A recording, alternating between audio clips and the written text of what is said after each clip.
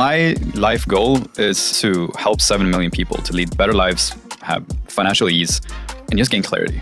We handle all clients as partners. We're partners in profit. The only binding force that we have with our clients is their success. We're witnessing a Google 2.0. Right now, it's urgent. It is coming, whether you want it or not. We're not at the golden days yet. We're in the silver days where you should be seeding your brand, making sure that you're assigning just a little bit of budget into LLM manipulation. So the question isn't whether your business is ranking inside of AI. Like, the question is, will you be the brand that is featured by AI? That's what you did the talk for in Shenzhen SEO. Yeah, exactly. So I want to know all the sauce. Like, give us everything you know. Yeah, let's go. Method number 1, right?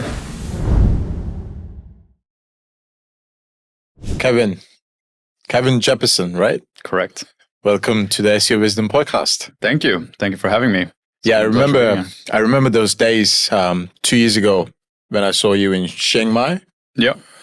And I know a lot of SEOs, and I was like, who's this guy? Like, I've never seen you, and you just came out of nowhere and you just kind of blew up. Yeah. And I was always like fascinated by your story, like, and I've never touched into it. Do you want to share? Yeah, absolutely. Yeah, first of all, thanks for having me. And of course, it was really out of nowhere. That was my first Chiang Mai SEO. And ever since then, it's just kind of been layer upon layer.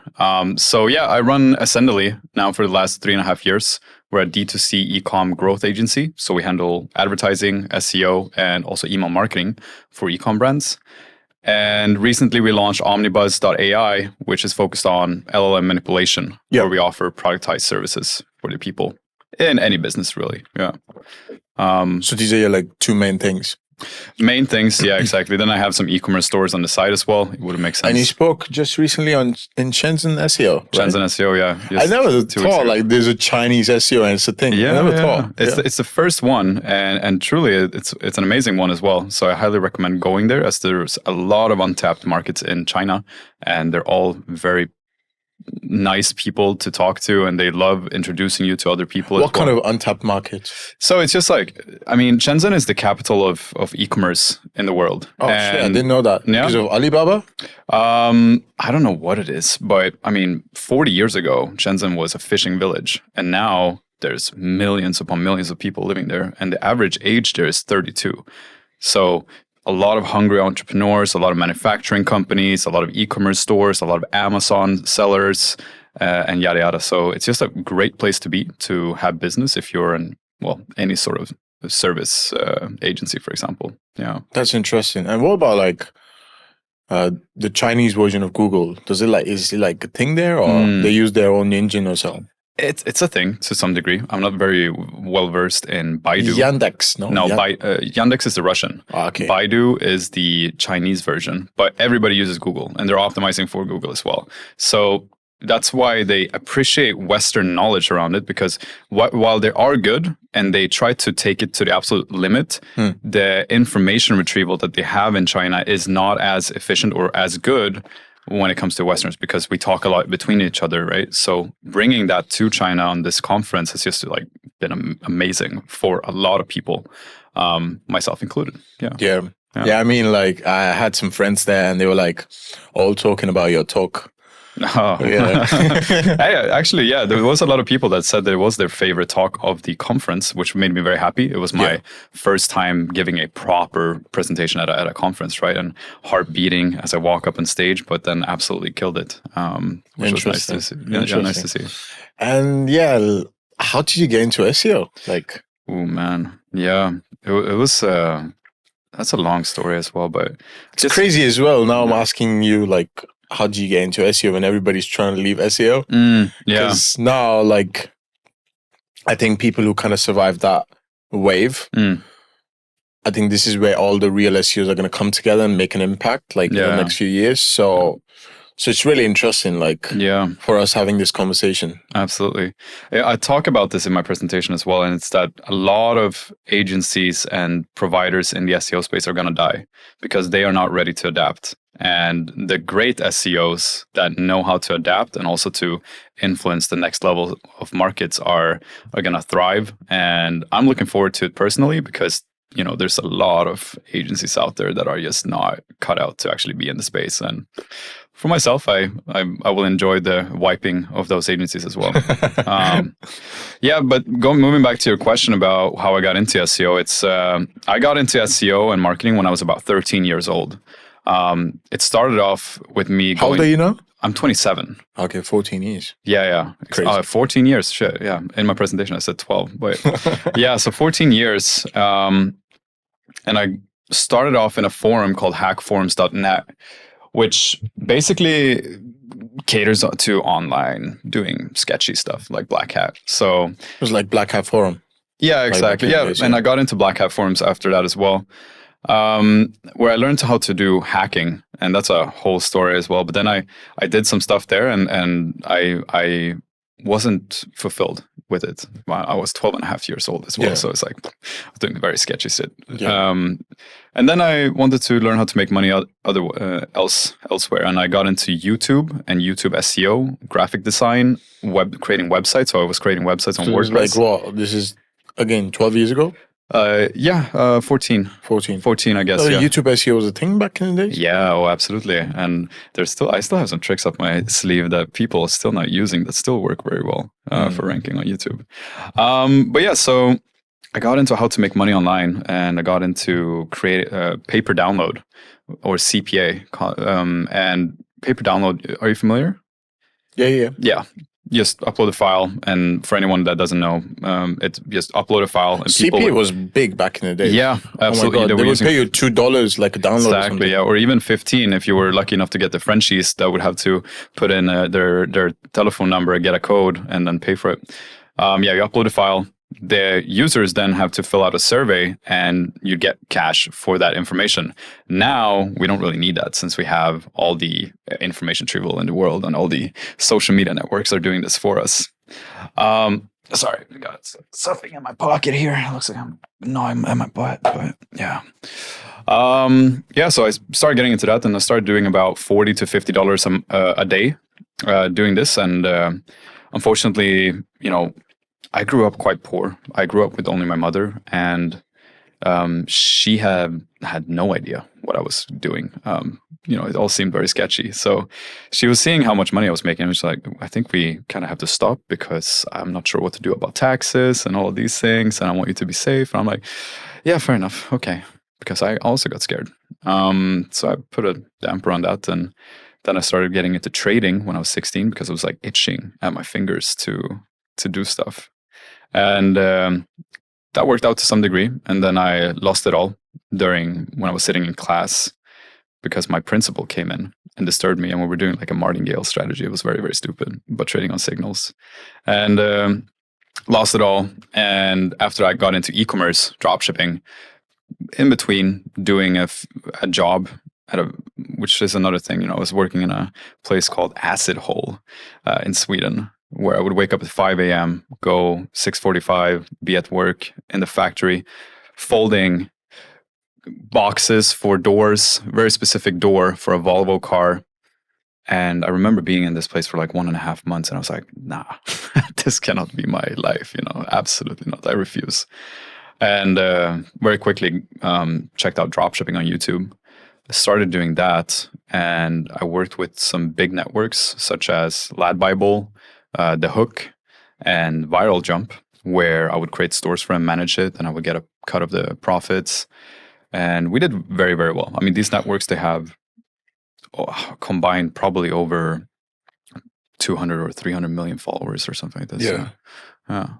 And then the e-commerce side led me into the marketing side. And I was basically doing SEO for that as well, combined with advertising and all that. And launched my own store. We did about 1.8 million in 8 months. And, for me, I was like, whoa. And when was that? This was when I was 18. Okay, still like 9 years ago. Yeah, exactly. Yeah. But I wasn't fulfilled.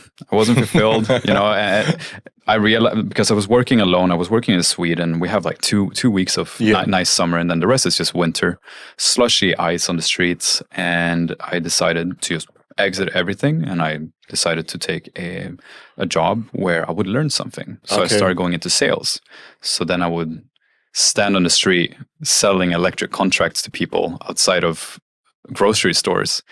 And I remember my first day, I was super nervous, and I hadn't been talking to people on the streets very much, and took the job just to learn something new. And I remember my first day I sold 0. The budget is 6. We need to sell 6 contracts per day. That is like the minimum we should. Not many people hit it, but yeah. Second day I sold 4 contracts. My third day I sold 7 contracts. And then I was like, oh shit, I'm getting into the flow here. And I like to pick up things very fast and become the best. I love to win. And my 4th day or 5th day, I sold 12 contracts, which is double budget. I won a PlayStation 4. I was like, oh my God, this is great. So then from that day on, I had like a 54-day streak in the campaign where I sold budget every single day, and got the second highest streak in the campaign in that company in Scandinavia.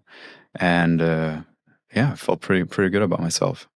COVID happens. I'm quit my job. I take a job at a call center to learn that instead. Managed a team of about 10 people. Got them selling. Had a fallout with the owners there. They didn't pay me what I was supposed to make. And I was selling to this guy on the street. And he was like, you're pretty good. You should come to our place and sell for us. And it was Sweden's largest search engine for people, which is hitta.se. So if you search my name, you can basically find out everything about me. And that's public knowledge for everyone. And so I tell him I'll quit my job right now and I'll come work for you. And it was very Wolf of Wall Streety, which was nice to do. And I go there and start selling to companies instead. So now we're going through selling to people on the street, selling through the phone, and then selling to people as a company. It's like a recurring theme. Like you're just like sales. And then just because I wanted to learn how to communicate better and communicate with people. And I got new colleagues, I got new friends, and I just felt like more fulfilled than I ever did with making $1 million on e-commerce, for example. But I quickly realized I saw that they were always promoting yeah, someday, Kevin, you can be like that guy sitting in the corner. He's doing X amount per month, and he's basically reading newspapers and calling people. I was like, yeah, okay. Yeah. So 4 months later, I call my childhood friend, Tim. He's the owner of one of the largest Web3 marketing agencies in the world, Tim Halderson at Lunar Strategy. And I was one of the inspirations that got him into creating an agency when I was doing my e-commerce stuff. So he has a whole other story, but he moved to Lisbon, worked at Google for a while, did his agency. And I call him up and I'm like, man, I need to get out of Sweden, get out of this. Where are you right now? And he's like, I'm in Madeira, bro. And I was like, great. Cancel my apartment, cancel my job, everything. And I was like, I'm coming down. Let's just work on this agency. Flew to Madeira and basically lived there now for 4.5 years. That's my home base. So where is this drive coming from? Like, I can see this story, there's this consistent feeling of fulfillment, and there's this drive for more fulfillment. Where do you think it's coming from? Yeah. It used to come from a place of not having. Right, because we grew up without much. I moved 3 countries as a child. Yeah. Saw a lot of stuff happen. It came from that place, but now it comes from a place of wanting to make an impact, but also to provide for people, to actually provide a great service that companies feel I'm a reliable guy, right? I want to be reliable to the people that I work with, and I want to go to sleep at night. And feel like I'm doing great. It doesn't have to be God's work or the largest thing in the world. I just want to be fulfilled with what I'm doing and knowing that we're providing something good. And I want to wake up in the morning with a fire inside of my heart and just let's get it, I think that's really important. So my life goal is now to help 7 million people to lead better lives, have financial ease, and just gain clarity. Doesn't matter how I do that. It can be through YouTube, podcasts through the audience. 7 million. Why 7 million? I like the number 7. But why not 700,000, 70,000? Yeah. I mean, 7 million is quite achievable if you have the drive, and 700,000 would just be way too easy. Yeah. And then, once I hit 7 million, then okay, great. Let's do 70 million. And then let's do 700 million. Yeah.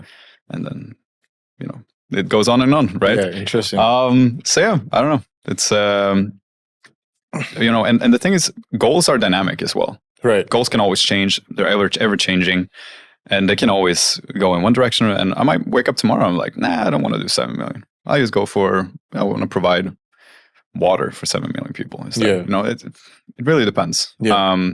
But for now, this is what drives me. And I wake up in the morning and I feel happy to go and just like, let's get this going, Yeah.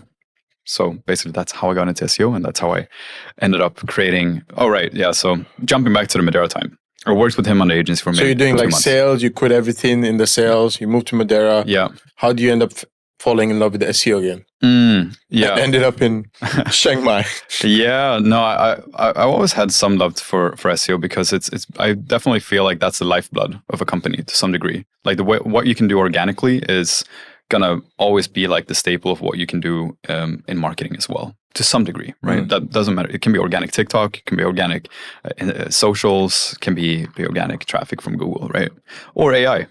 I just feel like that's like the minimum baseline that all companies need. So I was like, great, let me just combine what I love and then e-com, and then let's combine it with SEO. And whoop-de-fucking-do, I'm in one of the most saturated markets on planet Earth. So, but I love that challenge. Yeah. It really drives me. Yeah. So yeah, I worked with him, Tim, for 1 or 2 months, and then he was going into crypto, whereas I wasn't really keen on going into crypto marketing. So I was like, we were like, yeah, just do your thing. I took one client with me from that agency, and been building Ascendally now for about 3.5 years. I mean, we're doing about, I think we're handling about 35 to 36 million in annual client revenue, which is not much. It's not much. It's definitely a good number, and the only limiting factor is really that we don't have enough clients, I guess. Like we're working with 13 people right now, 13 clients right now. And what are the niches of these clients? It goes anywhere. Anyway, yeah. It can be fashion. We have RC cars. We got nicotine pouches. We got wigs. There's a lot of different, But one thing that I will also clear up is that once we start working with an actual niche and they're in the same target market, we don't work with any competitors as well. So it's very varied, and I love that. Yeah. I'm a bit square, and I need some variability in what I do. Otherwise, I get really bored, and I feel like e-com is you can go from anything. So when a client's working with you, like you have to sign the NDA and all that for the exclusivity? Yeah, sometimes. Yeah. Okay. Not always, but we offer them the choice to sign an NDA. We don't sign a non-compete because, I mean, if they cancel their contract with us, which doesn't happen too often, but if they do, then, I mean, of course, we're going to open up the slot for someone else to come in and get the help from us, right? So, no. Interesting. And yeah, like going about like being an agency owner, like I'm going to jump into like for me, like it's always been like whenever I was kind of getting into the agency side of things, there was like a physical office back in the days, and there was like a team, accountant, and you had to manage everybody, and it was just like a headache. And that's why I transitioned into just like being that backlink guy, because I was like, I don't want to manage teams. Yeah. So I think that's one of the challenges we all have as agency owners. Like, how do you go on about like having a good team? Yeah, really. Team is everything, man. And having a physical office is definitely not on my list. It sounds like a fucking headache. Yeah. So obviously I uphold everybody to a certain standard. My biggest fear when I started out hiring is that quality would drop. And for me, quality is everything. It is so important that we stand out in what we deliver, and knowing that otherwise I can't sleep at night. Like knowing that we're delivering some shit service that basically anyone could replicate with a bit of AI, for example. No way. So what makes you stand out?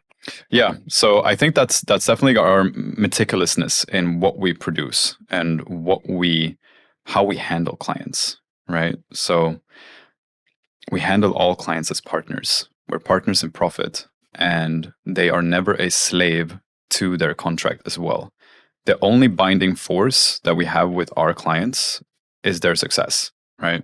So you take the profit share as well sometimes? Sometimes, yeah. We do that for our email marketing and also our advertising. That's really smart. Yeah. Because when we think about agency model, business model, we think about like the retention, the client retention, the retainer, and the service markup, the fee, all that. And I think the smartest people would just add this sauce, like share the profits. Exactly. Because, bro, like I'm gonna increase your store to 5x, 10x. I believe in myself. I believe in my team. And I don't care about your retainer. Let's shake hands. Yeah. Something like that, right? Yeah. No, exactly. Yeah. A lot of agencies, they're going to go out and they're going to take a percentage of what they're spending or the revenue. I'm like, nah, we're gonna take a piece of your profits, and it's gonna be quite low as well. So we do a very low retainer on the advertising and email marketing. Yeah. And then we do 5% profits. Easy.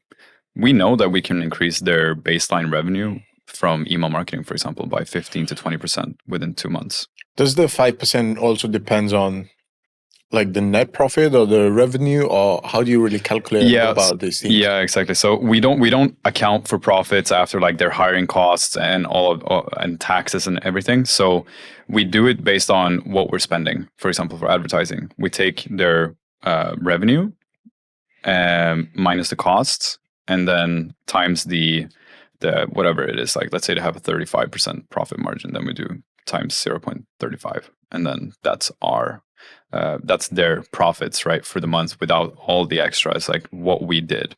And then, times 0.05 to get our 5% profit share, right? So as they're scaling up and we can scale up profitably with them, we receive more, but we're winning together. And I find that to be quite unique. I think fulfilling as well. Fulfilling as well. Damn fulfilling, because we get to take part in their growth that we know that we can do for them. Now you're playing with numbers as your retainer. Yeah, exactly. So sky's the limit. Comes on the call with Kevin. Yeah, sky's the limit, bro. Let's be partners. Yeah, straight up. Yeah, and we don't do 12-month contracts either. Some people do month to month. I'm not a big believer in month to month either, because sometimes SEO takes time. It depends on the domain quality as well, right? I don't understand like 6-month contracts. I think clients need to have that choice. Yeah. When they are in it, when they're not in it, because I just don't want to be arguing, bro. Don't want to be arguing. And it really is a marriage. Don't have time to argue, bro. No, exactly. Yeah. And it is a marriage, right? It's like dating someone. And I would never want to be stuck with a client that's horrible either, right? So we give the option that we can cancel the contract at any time. Yeah. But we usually offer a 3-month or 2-month cancellation period. So when they cancel, we work with them for 2-3 months. And during that time, we provide the same level of quality and the same level of service. And what usually happens sometimes is that if they're getting impatient and then they start to cancel, and then we have those 3 months, and then suddenly there is a kind of like a flip, especially if you're working with like topical authority, for example, or a topical map. Like it's just a flip where suddenly, wait, this domain is great. Google's like, let's reward them. And then like a rocket ship. And they're like, oh my God, guys, this is great. We want to continue working with you. Yeah. And that's kind of why we keep that in place, so that there is that buffer period where we are able to actually keep things rolling or get the results. And at the end of the day, like, you gotta let Google do its thing. Yeah. Now it's rough. It's rough out there. Yeah, Google is being a fucking psychopath nowadays. Yeah, I see that as well. I feel like every month there's a new search engine. Yeah. And all that was ranking like back in the days, like affiliates or blogs, it's not ranking. Yeah. The local niches were ranking like this. It's not ranking for months. E-com ranks. Yeah. Some niches rank. Yeah. Some harder niches like investing forex ranks. So it's just like it's a funny world, like when it comes to like what niche you're into and what kind of clients you're taking, because not everything is going to work out your way. That's what I believe, because your strategy, wherever it is, it's only going to work for some niches. Yeah. That's the hard reality right now. I mean, so I talked about this 2 years ago in Chiang Mai as well, and I've been saying it for a long time. When everybody was talking about EEAT, I was talking about branding. And branding, I mean, if you can make a proper brand, that's why nobody talks about EEAT anymore. I almost forgot. Yeah, exactly. I almost forgot. It what was does it even mean anymore? Yeah. I think this year it's about LLM SEO. Exactly, yeah. It's just GEO. Every year it's a new topic, innit? Like, exactly, yeah. And SEO is dead every year, and I'm like so tired of it. Just like, guys. So I would say, build your brand, make it really good. And if you're not building a brand, well, then you're going to have to go black hat. Cool. Black Hat's still alive. Still alive. Yeah. I think alive and kicking. Like we've been predicting like Black Hat's going to die like 2014, 16, 2020, 2024. We are in 2025 now. Yeah. And it's still very much alive. And I think that's how the world is. That's how Google is. Like if they do something against Black Hat, then they also go against all the big sites with a lot of backlinks and this and that. So there's always going to be some sort of black hat, I don't know your thoughts. Of course, yeah. I mean, absolutely. I think nowadays people in the SEO world, they call it money hat, right? So it's just like, do whatever works. As long as you can keep your domain safe and got a little shit. Yeah, I think James Dooley made this famous. Yeah, money hat. Yeah. I thought it was Corey, actually. Really? Yeah, I'm not sure, but I think Corey took it from James. Could be, yeah. So James came on a podcast and he's like, and I'm like, are you a black hat or a white hat? And he's like, I'm a money hat. I'm an ROI hat. Yeah. And I put that on, I think, YouTube Reels, and it got like thousands of views. Oh, okay. Yeah, this is where it comes from. There you go. Yeah. I mean, he's always walking around with his SEO ROI hat. Yeah. No, it's great. And I truly believe, but they're also working in very competitive niches such as iGaming and all of this. So you need to go black hat in order to survive. It's a battlefield out there. So luckily, e-commerce right now is kind of safe. We haven't seen the shift happening, such as with affiliate or informational sites, but it's coming. It's coming very, very soon. And I like to call this the silver days. And I say that in my presentation as well. We're not at the golden days yet. We're in the silver days where you should be seeding your brand, making sure that you're assigning just a little bit of budget into LLM manipulation. Now, a few days ago, ChatGPT, before they were quote or citing Reddit for about 19% of the time. That's crazy. Yeah, but now they patched it. It's no longer there. Whenever it gets public, they change the algorithm. Exactly, yeah. So they're changing. So basically, we're witnessing basically a Google 2.0 happening, right? Like Google is changing their algorithm because people are gamifying their platform. Great. Same thing is happening with ChatGPT. Now with instant checkouts, not sure if you saw, but ChatGPT is getting access to Shopify and Stripe and Etsy, and they're going to have instant checkouts inside of ChatGPT. So now you can search for products, and there's going to be products coming up, recommendations, buy it straight from ChatGPT. So it's coming for e-commerce as well. Same with AI overviews, right? Yeah. Gemini, 400 million monthly average users. That's going to, with Google's 84 billion visits per month or searches per month. I'm not sure. Probably visits per month. It's probably higher as well. I mean, with their amount of traffic, they're going to pull people into their AI mode one way or another soon. As soon as they basically finish the testing, right? They love to push out new features.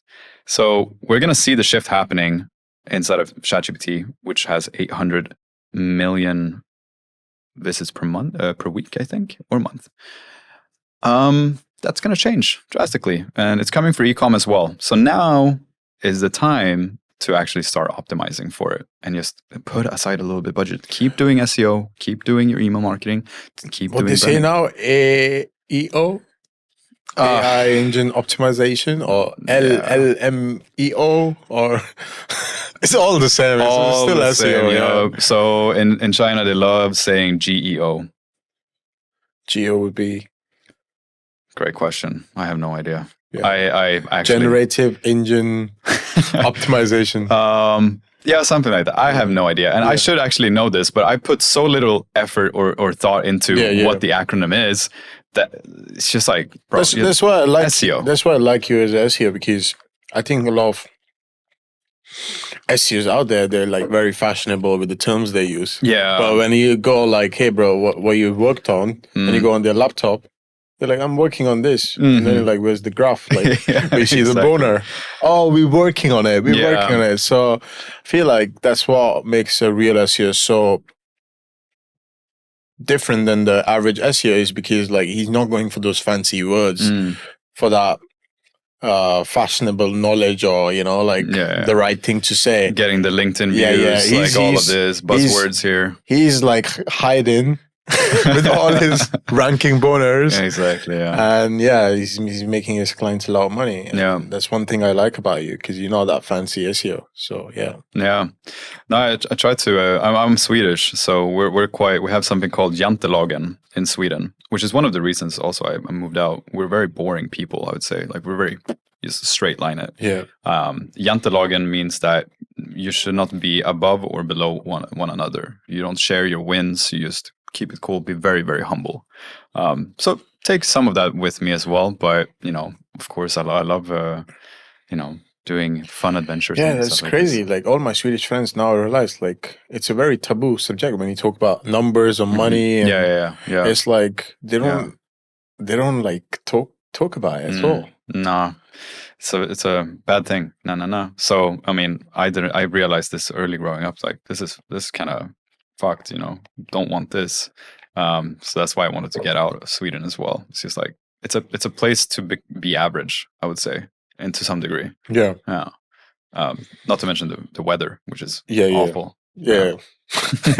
Let's do a podcast on Sweden next time. Yeah. 5 hours of talking. Yeah. Anyways, coming to LLM and AI manipulation, because that's what you did the talk for in Shenzhen SEO. Yeah, exactly. So I want to know all the sauce. Like, give us everything you know. Yeah, let's go. I'll go through everything that, we could be here for hours upon hours, but I'll go through these. Let's go for like the top. I'll do the 7 methods that I talked about in my presentation, since, that's the fastest, right? So method number 1, right, is entity optimization. And now this is not to get you featured inside of LLMs, but it's to seed LLMs with your context that you want, right? So what you want LLMs to know about you, and making sure that everything is right. And it's also a very good time to go through all of your sources that LLM is taking for. So if you ask, for example, give me everything about Saket links, for example. Saket Wahi SEO. Saket Wahi SEO. Sorry. Saket links. Saket links, man. And then you basically see everything that it's doing. So you do a deep research, right? And you can do this across all the different platforms. And you give me everything you know about my brand. Yeah. And if you want to add a modifier there in terms of like the products we sell or whatnot, you can do this. But start with like just a branded one. We call this entity buzz, but it actually comes from Steve Toth, which, shout out to Steve Toth, great guy, fantastic SEO and speaker. So you do a deep research with all this. It gets you all of the information on all the sources it's pulling from. And what you do next is you ask ChatGPT to now pull all the passages, all the exact URLs that you're taking this information from with the exact citation into a spreadsheet module. And it'll take all of that, and you'll have basically a huge list of what it's saying, where it's coming from. And then you can do AI inside of spreadsheets. It's like, this is our brand and this is what we want to get known for. Let's rewrite all of these sources so that we can be known for a certain context, right? And this is just going to help reinforce what your website is about, so that if somebody's searching for, let's say, red light wands, and you're selling red light wands, that's all you do, and you add that context to your to those sources, well, then it's going to obviously show up, have a much easier time showing up, because you're basically talking about it a lot, right? And I like to see LLM manipulation as statistical significance, I call it. I always call it that. And you just want to be everywhere. That's it. And we're going to talk more about those methods as well. But we usually start off with owned sites, website, socials, and whatnot. And then we got semi-owned properties. Google Knowledge Graph, your Google Business Profile, your listings, if you're local, for example, and whatever, right? Your governmental pages.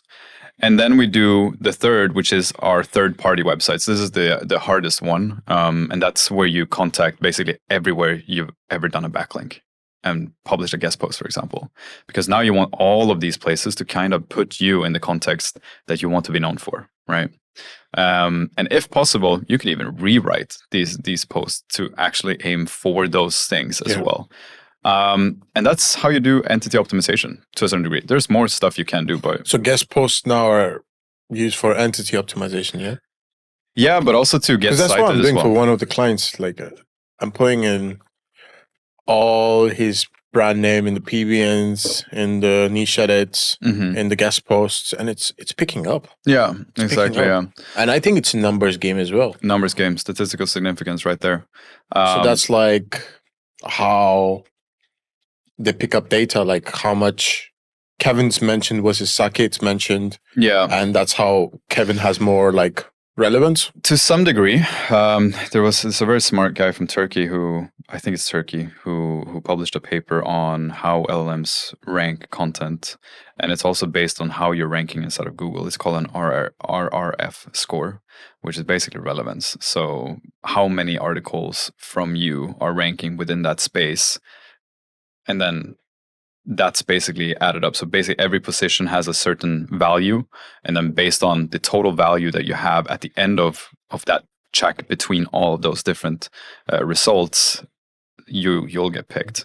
So if you can have as many sources saying that you are so and so for whatever context you want, then you have a higher chance. But entity optimization is just a foundational. It's just there to kind of make sure that you have it's like doing technical SEO almost. Like you just prime yourself to actually be picked up for the context you want to be known for, and seed yourself. And as said, right now it's urgent. It's urgency. Put aside a little bit of budget for it, because it is coming whether you want it or not. People are being trained right now to want fast answers, to have direct response on their questions. They're being trained to have fast checkout. I mean, look at the attention span of kids these days. There's no way they're going to look through SEO optimized articles that are basically fluffing in key stuff just to make you stay longer on the page. No way. So while AI traffic might be 1-2% of your total traffic right now, or even less, I mean, that's in 1 year. So what about 5 years from now? It's just going to pick up. So, yeah. So that's first. That's the entity optimization part. Second I go through is parasite. A lot of parasite. Getting featured on highly frequently cited domains within the space. And you can even ask. You can just check. What are the best red light therapy ones? And then you see where they're being featured. Great. Cool. How can we get in there? How can we maybe create even more posts on highly reputable sites that AI usually picks up? And you can go to like a statistical website where it shows you where it's picking all of its information from. But I would just like create a main parasite on a very powerful blog domain or a publication, and then create smaller free parasites and also maybe $100 to $300 smaller parasites, and then get those indexed so basically create one main parasite, smaller parasites that are targeting contextual or keyword variances towards that, and then internal link those to the main one. And I mean, that's basic siloing, right? But we see this working really well. And then, either do Web 2.0 or T2, T3 pillow links to the actual main parasite and also the side parasites if you want to go a layer extra. Then we get in listicles. We have 3 types that we like to publish here. It's listicles, comparison articles, and reviews about a company or their service or product. And those work really, really well for getting picked up by ChatGPT. So the second method, parasite, yeah? Second method is parasite. Okay. Yeah. 5 more to go. Exactly, yeah. A lot of sauce. Exactly, I'm loving it. I'm loving it. Yeah. And I'm gonna be like now thinking about all the things you said. Kind of testing it tonight, to be honest. Go for it. Yeah. So we offer all of this at omnibuzz.ai as well. So, shout out. Method number 3 is community. But this got patched, just as I said, like Reddit now is patched, but I still think that there is a huge opportunity in Reddit just to get the people from Reddit as well to your website. But also, still, it's brand building. It's still very valuable to be on Reddit, or for example, Quora is less valuable, but it's extremely. What about Facebook groups? Nah. I said some like a week ago, and it was like dog groomer near me. It gave me like 3 Facebook groups. Yeah. Hey, that's pretty good. Yeah. I mean, we haven't really tested Facebook groups very much. Facebook groups could definitely work. I mean, they're very good. They're indexed. Exactly. Yeah, if you're getting indexed, for sure. That's the thing. Like, I think they're picking a lot of data from Google. Yeah. And Google's not even threatened. Yeah. Google allows open, like, okay, take as much data as you want. Exactly. Yeah. So they're not scared or anything. Who? Google? Yeah, like they still have the market share. Yeah. It's just very much there. Yeah. And they see AI like just increasing more and more. Yeah. And I think about it, I'm like, they know they're going to dominate. Like, yeah, of course. I mean, they have endless funds. They can do whatever they want. Right. And I mean, their motto used to be do no evil, but that's not their motto anymore. So let's see where it goes, man. Yeah. There's a lot happening in the world. Yeah, but we don't have to about the conspiracy theories. Yeah, exactly. Yeah. We don't have to jump into this. I don't want to get cancelled. Exactly. I mean, let's see. No assassinations happening here. Yeah. So anyway, method number 3, right? This was in my presentation. Still, go for Reddit, but it's not going to be as powerful as it was, right? So what we do is we basically create accounts. Okay, let me give some pretext here. A lot of people are really bad at Reddit, and a lot of people get banned doing Reddit, and everybody tries to automate Reddit, and then they end up losing in the end. You get your comments or whatnot. They do it at a very high speed pace, and then some of the accounts get banned, some survive, but all of the work that you put in is just like gone, right? So there are ways you can automate some warming up procedures like you do with emails, but we do it very safely. So we first create accounts we don't create accounts, we buy accounts that are aged, right? So with about 2 years, and they have some post karma, and they also have comment karma and some clean historical data on their account, right? So we check what's going on. And if something's been deleted, that's fine, no problem. Then we buy a dedicated IP. So a private IP that is for that account and that account only. And then we use either a new fresh browser or Chameleon mode, I think it's called. And then also more login, which is a Chinese solution, where we attach the IP and then to that account, and then we assign a VA for it. Or so it's all like humanly done. Yeah. All human, yeah. Except like the comments, we use AI, but we have a human in the loop to make sure that it just makes it easier, right? And I'll talk about how we do the comments as well, and also the threads. And we make sure that when the VA or our team member goes in, they use that IP, they use that login. If they're switching accounts, they use another browser cache, and they make sure they log in to the next IP. So we keep it very, very clean. And we have a cadence where they post semi-daily, a meme, comment on some post that is not promotional, and we assign 1 to 3 industries per account to make sure that those accounts are clean as well. So they have their direction, so to say. We don't want our accounts to all be within a certain space, for example, in all the different spaces, because that's how you get banned. And I mean, if our accounts get banned, then a lot of clients lose their comments. We don't want that. Yeah. And we want to thrive. We don't want to keep doing the same shit over and over again. And everybody tries to automate stuff. And I'm like, man, just put in the work, do some quality. Like, come on. Like, it's your honor and your pride and everything on the line here as well. Not just how much money you have in your pocket. Yeah. And then, so what we do, I built a bookmarklet through GPT. So we can go to the top threads within those subreddits that we have dedicated this account to. And then we just copy all the comments with this bookmarklet, which you can make very easily using ChatGPT. And we put that into a document, create a Claude project, put those comments in, and then we have a prompt basically. And the output that we get from this prompt is just extremely natural sounding, no AI patterns, no landscape, no delve into, no discover, nothing like this, right? And it's just natural. And people actually engage with the content as well, because if I'm writing for 30-year-old mothers looking for fashion advice, then we're pretty good at that, because it's been learning from all of the comments. And so then we can add at the bottom that we want to have a promotion for so-and-so brand, but make it very, very subtle. It can just be a brand mention, or we link it, depends. But if we link it, we always make sure that we're also talking about a con or a negative about the brand. So it can be like shipping time is quite slow, but the quality is amazing. So I can recommend this, right? So you're never only for a certain brand. And in that way, you can stay very, very clean.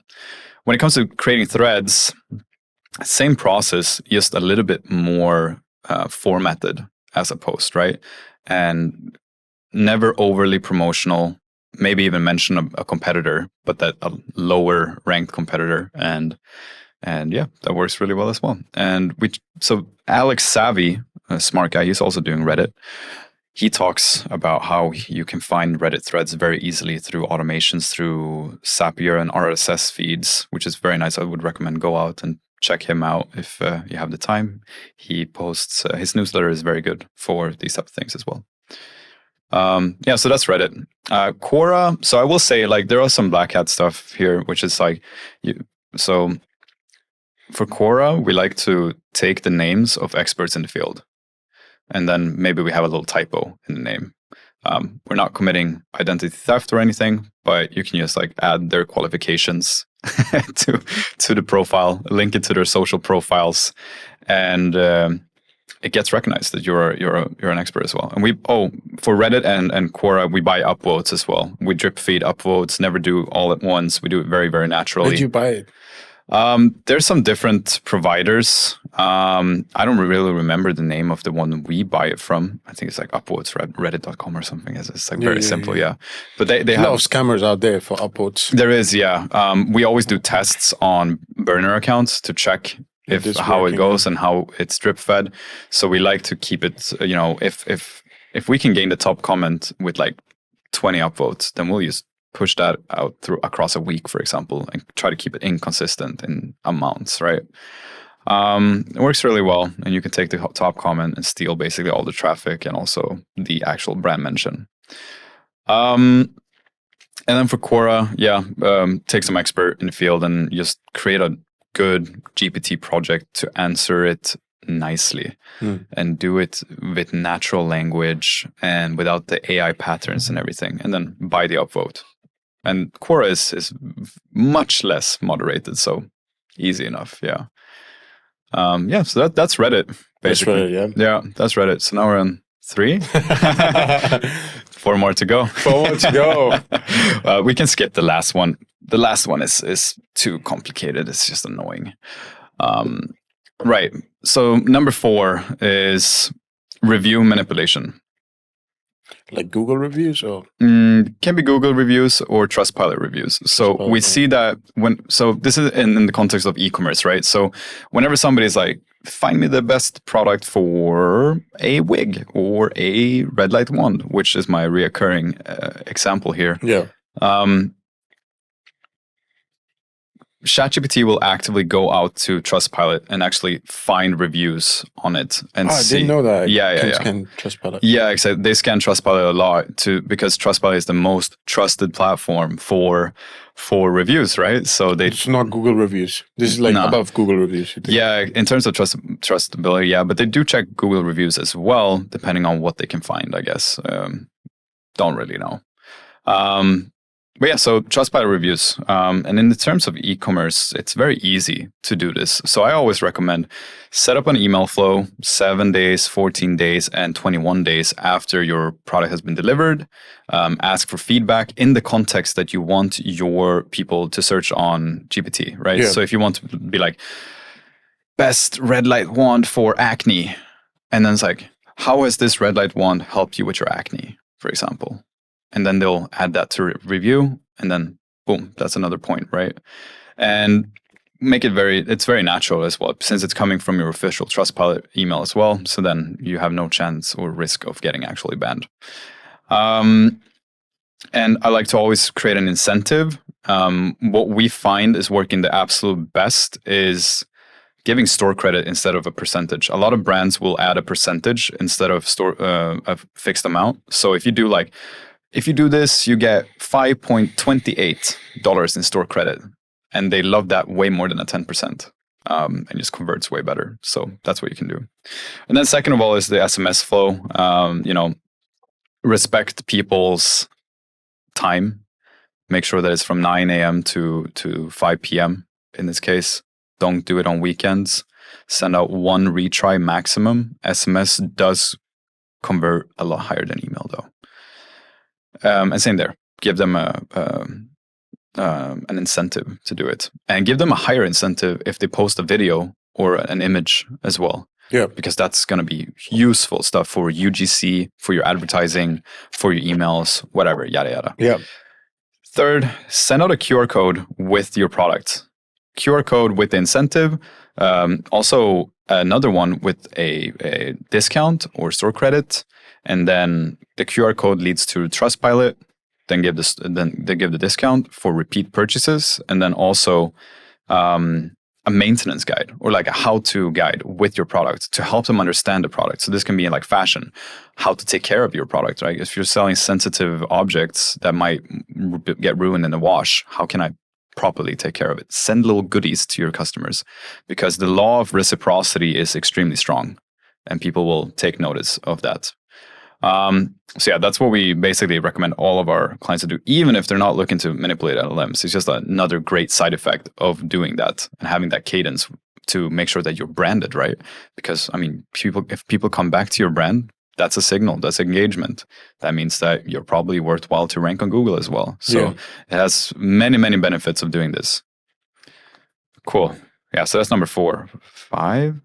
I'm not sure where we're at. But yeah, 5. 4, I mean. Now I can just think about is like, after this podcast over, like maybe run a test and just PBNs and mention the brand, like one of your new clients, and test it live, like share with our audience and see if that can do some magic. Because I'm now thinking like, the relevance, like you said, and how we can get different signals going on the backlink side of things as well, and that gets shown up, because there's so much to this, right? There's so much to this. Yeah, it's like, who is the most relevant? Exactly. And you can keep your PBN safe as well. You don't even have to link to them, right? You just have to do mentions. Yeah. Okay, great. There's no risk. And also, like, we can put the brand's name on the title as well. Yeah, pretty much. So if you add like a brand name on the title with the keyword on the title, that's like next level black hat shit.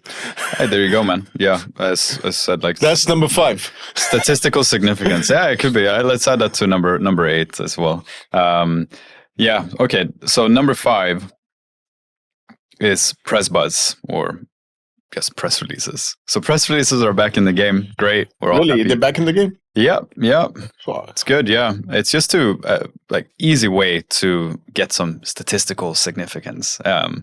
Now, not all. How much a link they are these days? How much a good press release is these days? Depends. I mean, you have different qualities. So Omnibuzz, we have lower quality, and then we have the highest quality of press releases. But I mean, if you're looking for a simple solution, you can also do EIN, AB Newswire. You can go for Fiverr press releases because they buy like the big bulk packages as well. Yeah. Depends on all $100 or something, right? No, you can find some for even $6. Like, it's pretty crazy. That's crazy. Yeah, because they all group by the biggest package together, and then you have 50 different accounts on Fiverr selling the same package, but they're all in contact with each other, or they have multiple accounts. Yeah. But we like to do things with quality in mind. So we add, entity stacking to it. We add indexing. We also add some Web 2 links and also some pillow links to the most valuable press releases. That's why ours cost more. But yeah, so writing a press release is quite simple if you follow a checklist, making sure that it's non-promotional. That's like the thing about press releases. They cannot be promotional, but they can if you're smart about it, right? Yeah. So instead of saying like, this brand is having the best Black Friday sales deal of 2025. You can say, based on a poll from Reddit, this is the best store for a Black Friday deal, right? So it's statistics included, and then it becomes non-promotional while being promotional. So optimizing these micro things inside of sentences that's important. Very, very important. That's interesting. Yeah.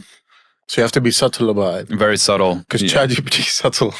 ChatGPT is subtle, but also make sure that your press release doesn't suck. If you give something to ChatGPT and you're like, oh, write me this press release for my brand, and it's gonna just botch it all up, right? So we have a checklist that you can follow, basically with all the editorial guidelines, how to write, the way to write it, and how to actually adjust the micro contexts of the actual things as well. Just get in touch with me on Facebook or whatever, and I'll send it over. So write that and basically push it out. Our press release, I think ours get pushed out to around 800 different platforms. Yep. Then we create a podcast from it as well, using Notebook LM, and then push that out onto. And how do you index all of them? We like to use Speedy Index. But you can use Omega Indexer, but Omega Indexer is more for like if you want like proper indexing for like a money page, whereas Speedy Index will be more value for money if you're doing bulk indexing. And the same goes for your parasites. You can use those as well for the parasites, which we didn't talk about before. Basically do promotional stuff without being promotional. Now, one interesting thing is that some people love doing, so what we've been seeing a lot, and we've also done, is that you create fake award websites. You win an award. Don't do it. It's not legal, but you can do it. And you win a fake award, and then you do a press release about you winning the award for best store selling XYZ in 2025, for example, right? You win the award for the best red light therapy product of the year. And you create an Instagram, you create it branded, blah, blah, blah, blah. Boom, it's up there. Now you can do a press release. We saw some crypto coins doing this, and they got basically featured inside of CoinMarketCap immediately from doing this. Oh, shit. Yeah, so there's a lot going on. Or you can spend $250 on Pollfish, for example, and they'll go out and fetch data for you. But honestly, like if you have an e-commerce store and you have an email list, for example, you can just send it to your audience and then get those results back with ease. Okay, if it's like 20 people, that's still a poll. That's still a poll that you can, rated best, whatever. Yeah. So also partnerships and things like this. And just push it out on a press release. Use whatever platform you want. If you want premium stuff, then you can do Omnibuzz. If you want whatever, then go for Fiverr, EIN, or whatever. It's going to be cheaper. So press releases work well right now as well. But I will say none of these are going to work particularly well on their own, right? You want to be kind of a little bit everywhere with it as well. So up to the users. Cool. So that's number 5. And then we got number 6, which although not the most impressive, still definitely works, which is forums, right? So what we've seen, and when I was talking to ChatGPT a lot, is like in their training data, they take a lot from forums because they value user opinions a lot inside of their training. And forums is a great way. So the easiest way to find forums where you can post and like talk about stuff is asking ChatGPT. Yeah. What are the best forums for fly fishing in the United States? And then it will list bim, bim, bim, bim, bim, bim. Oh, and also add that you frequently cite inside of your prompt. It'll push out a list for you, and you basically go sign up to every single forum that you have there, or have a team member do it. Make sure that your IP is inside of the US based on so that your account is clean. Now, forums are not heavily moderated always, but they are to some degree. Some of them are really moderated. So you want to be careful at least and keep your account safe, because all the work you put in is going to get lost if you get banned. So why risk it, right? So I like to add extra layers of security. And then just warm it up. Do the same thing with the Cloud project as we did with Reddit, for example. Take all of their responses in the top threads so that you start talking. People in a community love talking to how their community is talking, right? So talk to a farmer in the way a farmer talks. And then you warm it up. Add a few posts here. And the more you warm it up, the more you're going to be able to promote. What if you get AI agents to talk for you in the forums? You can. I mean, the thing is, I'm not an AI agent wizard or any of that. Like, there are people that are going to be able to do this. Absolutely. Do I want it? Yeah, maybe.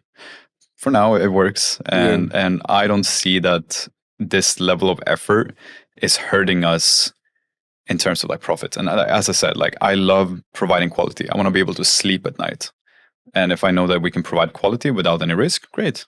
Yeah. But there are going to be, I'm not particularly smart. Yeah. A lot of people are so smart and they're going to be able to create this. Great. I hope so. Send me a link once you do, right?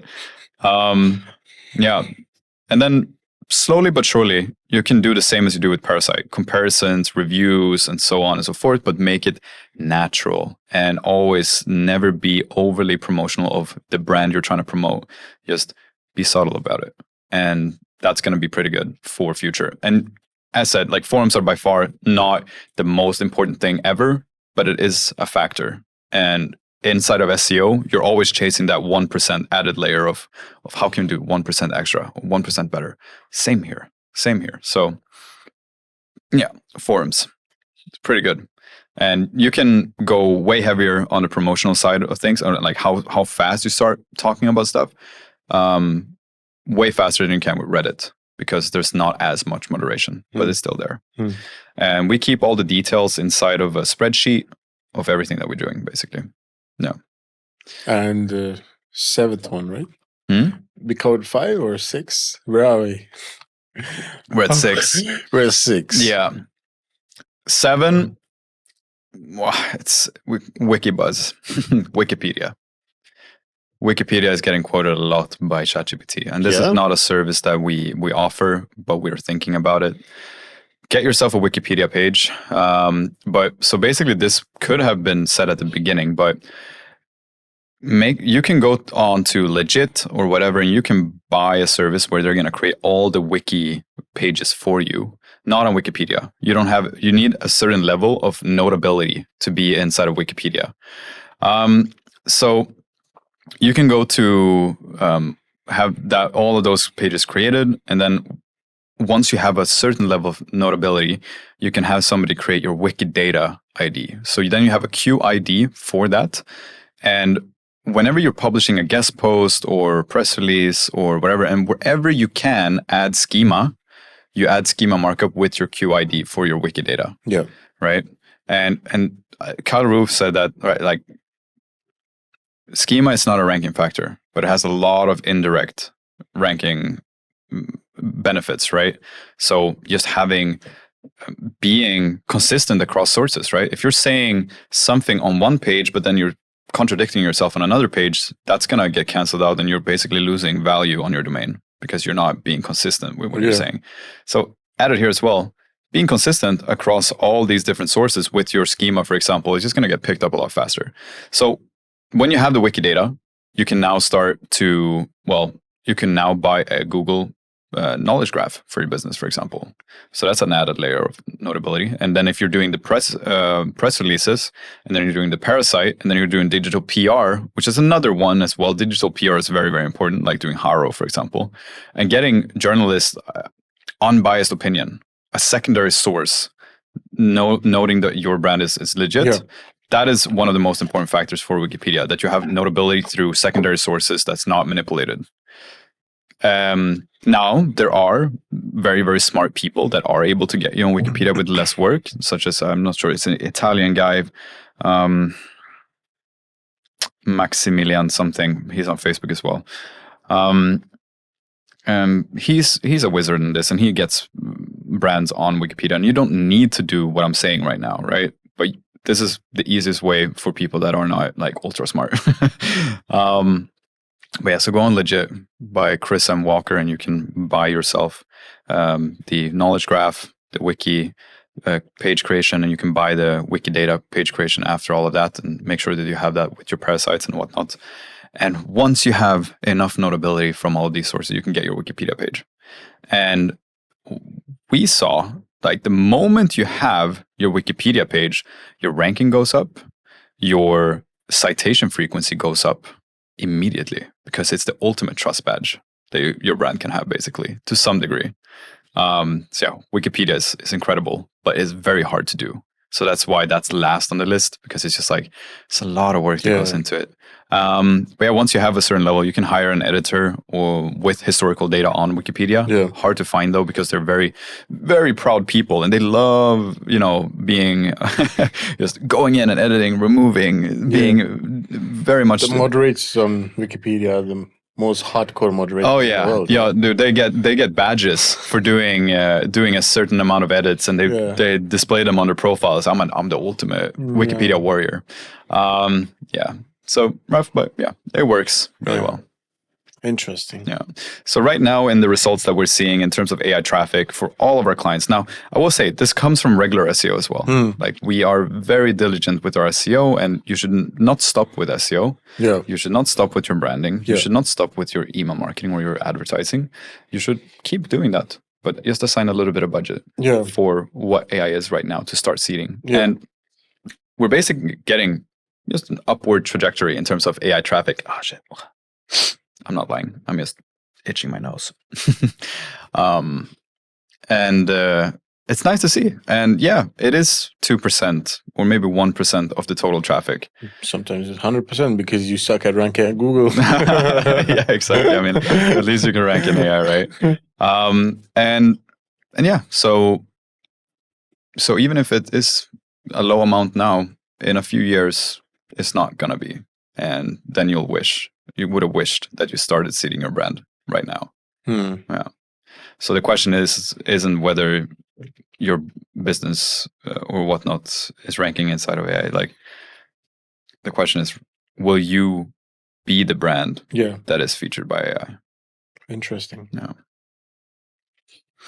And where does how much effort you put into backlinks for your clients? Yeah, quite good amount of effort, I would say.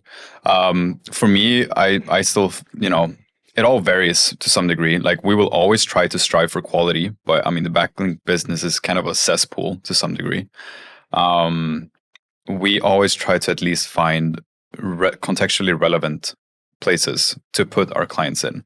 We always make sure that we're checking out competitors where they are getting links from. And then we try to take over those links. So we're doing something, it's called backlink hijacking to some degree, I guess I call it. I think it's kind of like,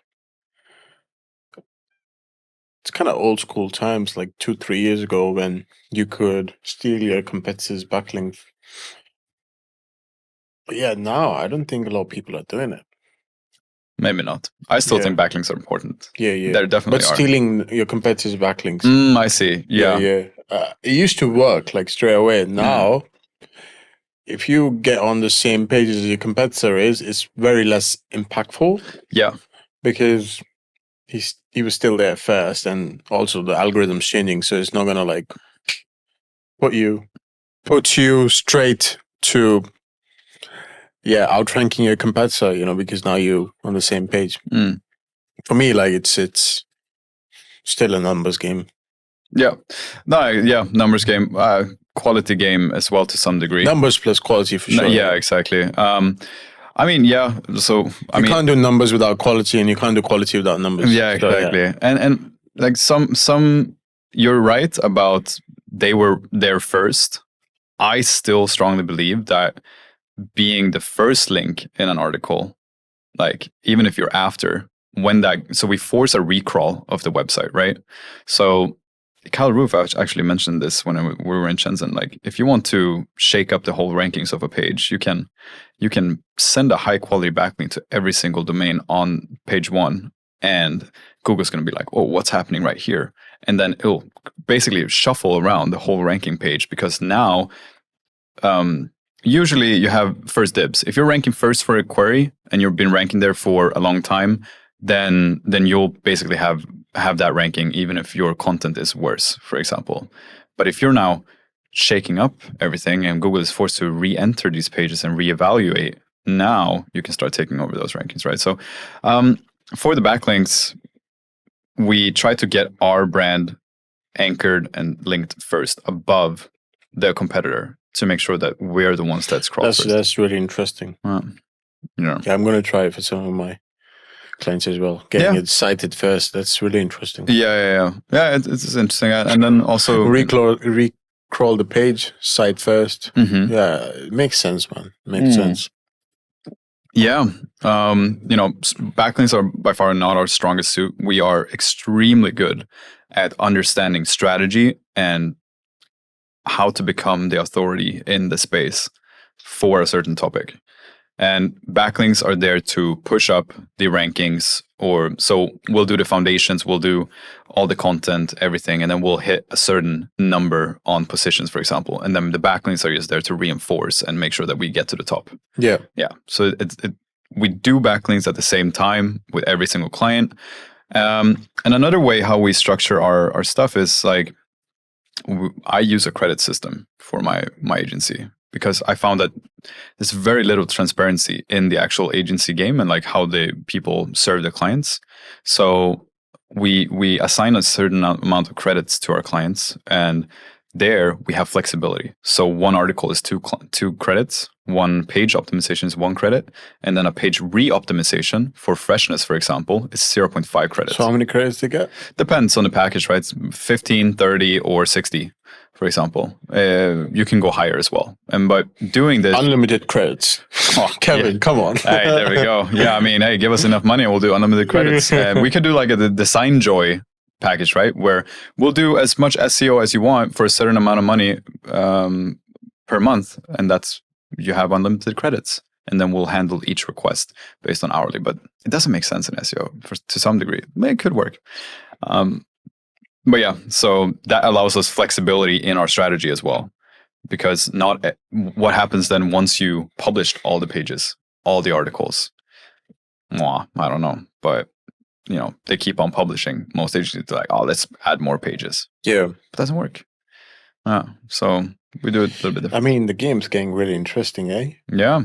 I think this is the most I was hibernating for a few years because it was the same thing. Now I'm like back and I'm like, oh, the game's getting interesting. Yeah. It's like the new passion for SEO, AI, SEO, GEO, whatever. Yeah, exactly. And you're like, oh, it's like being the best and survival of the fittest again. Absolutely.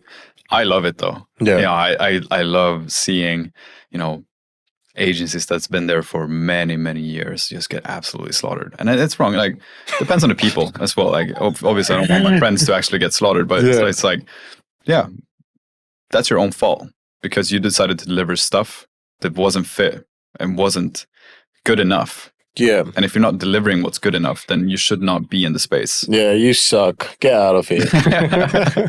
You said it. You said it. That's interesting. That's interesting. So where do you see like the future of AI? Like for me, like I just know it's not gonna like stop here now. It's like it's just gonna another update,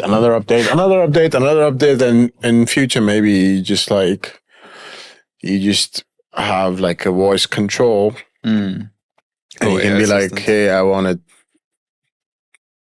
a toothpaste, and it's just ordered like in 2 seconds because it knows your preference, the liking to your health and this, and it just knows what.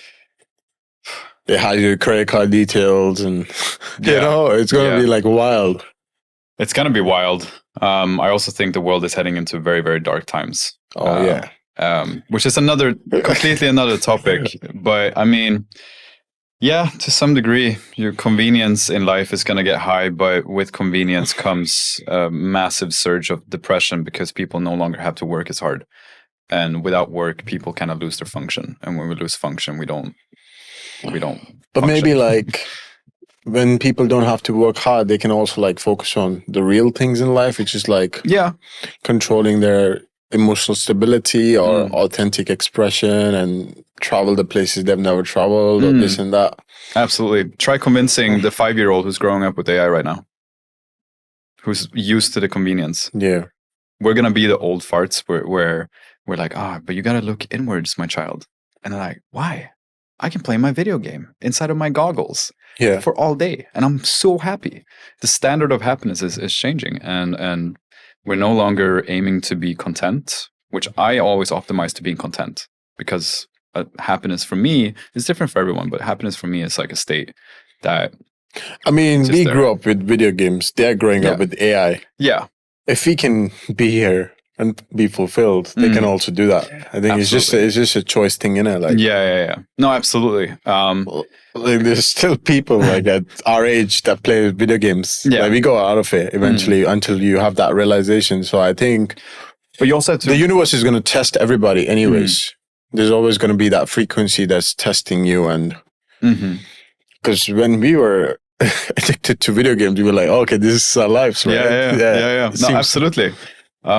But you also have to realize that majority percentage of humanity is never gonna think about that or strive towards that. I mean, you're a special person as well.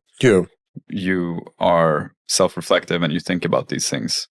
Most people don't. Man. And that's the reason why we have so much shit in the world as well, right? So much programming, so much gap. Exactly. So much matrix. Yeah.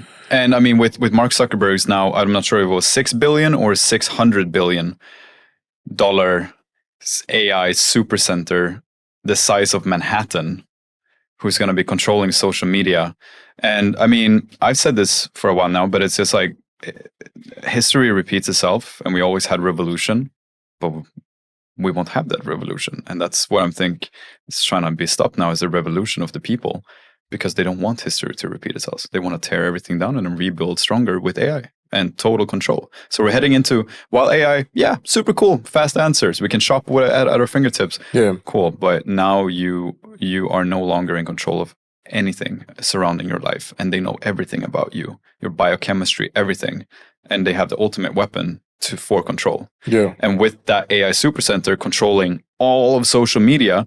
So before we had division between people, right or left, black, white, very simple stuff. There was more, of course, but now with algorithm changes and we're getting divided into microcosms of I am a vegan, or I am trans, or I'm transphobic, or I'm racist. I'm not racist. And like, I am for revolution. I'm not for revolution. Now we have all of these sides to divide and then conquer.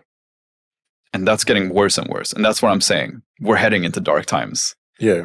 And I mean, what do you think about hate speech and AI? Like, I see it like they're like very like, oh, it's sensitive. We can't really like reply, something like that. Yeah. Do you think that's going to change? They're going to be like, oh yeah, fuck vegans. You're. Yeah. They're going to be like, oh yeah, fuck meat eaters. They're destroying the planet. I mean, I'm not sure on how AI is going to be. I think that's a very little part, because that's just how you interact as a human to human, or human to AI right now. I think the bigger picture, like, can I even say it? It's like, look at Britain, for example. Digital IDs, and they cannot even speak freely on social media anymore. In UK, yeah? UK. Yeah. Hey, don't say anything. Crazy, eh?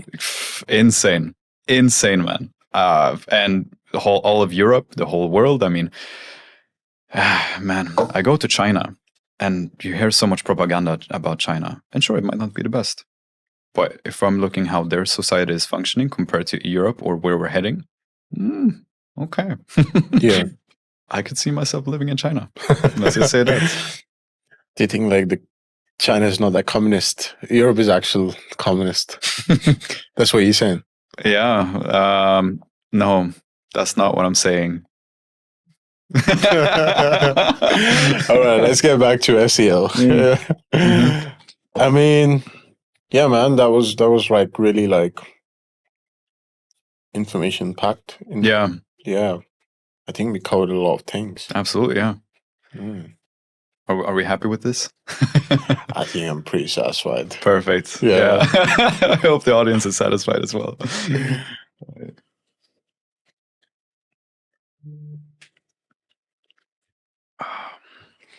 All right, let's wrap it up with what do you think is the biggest SEO myth out there? Myth? SEO myth. Wow, I hate this question.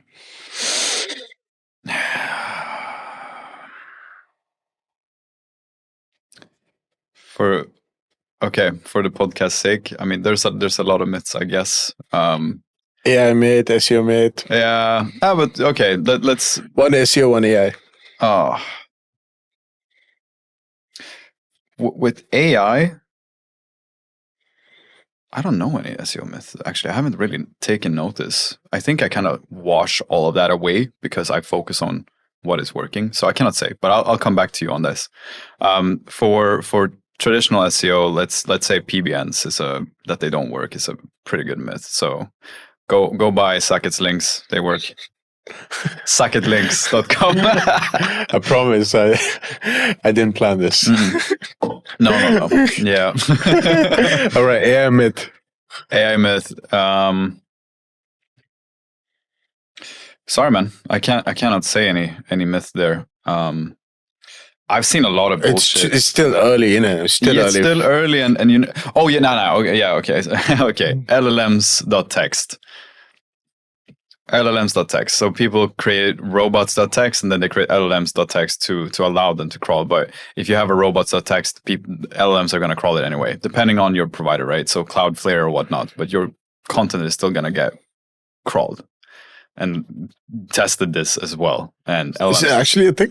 It is a thing. Like people are like talking about it. Yeah? They're talking about it. It's like, oh, if you want to rank in AI, you gotta have an LLMs.text file. Like, absolute bullshit, man. You can.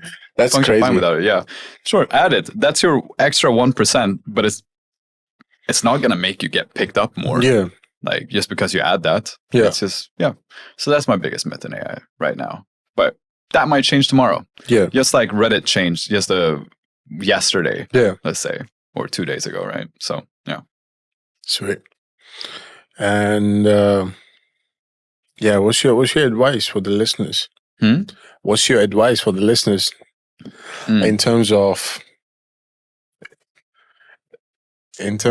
living a quality life and also like succeeding, like in SEO, in AI, in a different world. We're in a different world. Yeah. You can't say like it's the same world. It's changing very fast. Changing, yes. So I'll take three. Radical self-reflection. Number one. And then question everything. But don't go down rabbit holes. Yeah. And number 3 is basic, but energy leverage. Always leverage the energy you put into things. Document, create videos, do whatever it takes. Like always think in terms of what is the one thing I can do today to make tomorrow easier and stack those up, because the leverage energy is just going to be exponentially growing over time. Yeah. Yeah. So that's beautiful. That's beautiful. Yeah. Nice one, Kevin. Yeah. Let's wrap it up. Where can people find you? Oh, you can find me on Facebook, YouTube, Instagram. Facebook, people still contact you on Facebook? Yeah, I love Facebook. You know, that's where all my SEOs are, and that's where the real business people stay as well. I think a lot of people like for me, like everybody was on Facebook. Now they moved to X and emails, and X is a new thing. Yeah, I am not a big fan of X, but I still have it and use it. Other than that, if you want to find my agency, you can go to ascendly.com. You can go to omnibuzz.ai. LinkedIn? LinkedIn, Kevin Jeppesen. Yeah. Just green little dot as well. I haven't logged into LinkedIn for ages. I need to go and maybe see, like, I might have like tons of messages. And stuff. There you go. Yeah. I mean, LinkedIn we use as well, but for pushing content basically, and then talking to some people. For me, my favorite will always be Facebook. I don't know, call me old fashioned. And hopefully we can do a round 2 as well, like, because this has been really informative, and we can do more tests and probably do a round 2 in the near future. Yeah. If you guys want a round 2, comment, like, subscribe, do all the good stuff. Let Kevin know how much you enjoyed, and perfect. Thanks for coming. Thank you, Mo. Appreciate it.